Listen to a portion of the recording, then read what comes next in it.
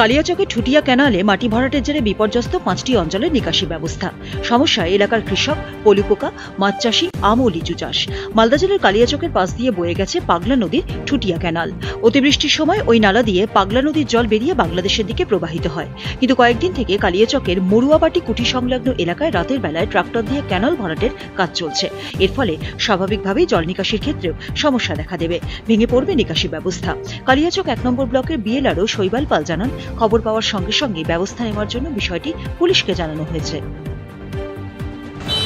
দেখুন, আমি ঘটনাটা জানতাম না, আজকে শুনলাম। ব্যাপারটা শোনার পরে সঙ্গে সঙ্গে আমি লোকাল প্রশাসনকে এবং আমাদের বিএলআরও সাহেবকেও বলেছি। ওনার মারফতে জেনেছি, আমি জানার পরে বলেছি। কারণ হচ্ছে এই নিকাশি ব্যবস্থার জন্য আপনার কয়েক মাস হলো যেভাবে বর্ষা হয়েছিল, বর্ষার সময় আমাদের আলীনগর অঞ্চল এবং শ্রীরামপুর ওয়ান অঞ্চলের অনেক কৃষি জমি নষ্ট হয়ে গেছিলো। তার এবার আলীনগর অঞ্চলের প্রধানের উদ্যোগে এবং আমরা সবাই মিলে মিশে নিজেদের তাগিদে নিকাশি ব্যবস্থাটা আমরা করেছিলাম।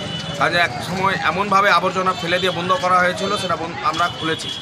এবং তার জন্য আমরা ডিএম সাহেবের সঙ্গে কথা বলেছি এবং ঊর্ধ্বতন কর্তৃপক্ষের সঙ্গেও কথা বলেছি। যেহেতু এই ঠুটিয়া নালা হচ্ছে আমাদের কালিয়াচকের একমাত্র নিকাশি ব্যবস্থা, এই নিকাশি ব্যবস্থার সঙ্গে আমাদের 5 থেকে 7টা অঞ্চল জড়িয়ে রয়েছে।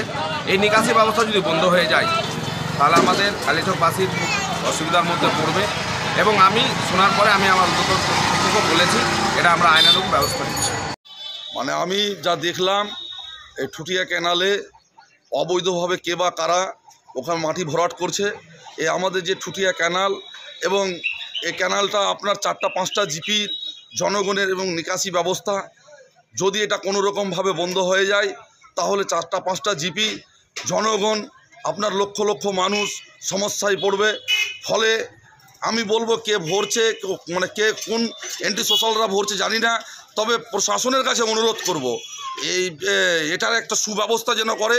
ওরা অবৈধভাবে বন্ধ করছে, যেন প্রশাসন আইনিভাবে ওটা নিষ্কাশন ব্যবস্থাটা খোলার সুব্যবস্থা করে। এটা প্রশাসনের কাছে অনুরোধ করব এবং প্রশাসনকে এও বলবো যে এটা সুব্যবস্থা জনগণের স্বার্থে যেন এটা করে। যে সময় আমরা ওনার কাছ থেকে খবর পাই যে নাকি ঠুটিয়া নালা ভরা হচ্ছে, নিকাশ পজিশনটা ভরা হচ্ছে, সেই সময় সঙ্গে সঙ্গে আমি বিএলআরওকে প্লাস প্রশাসনকে জানানো হয়েছে যে নিকাশটা যাতে কোনো রকমের বন্ধ না করা হয়। কারণ বন্ধ হতে গেলে পুরো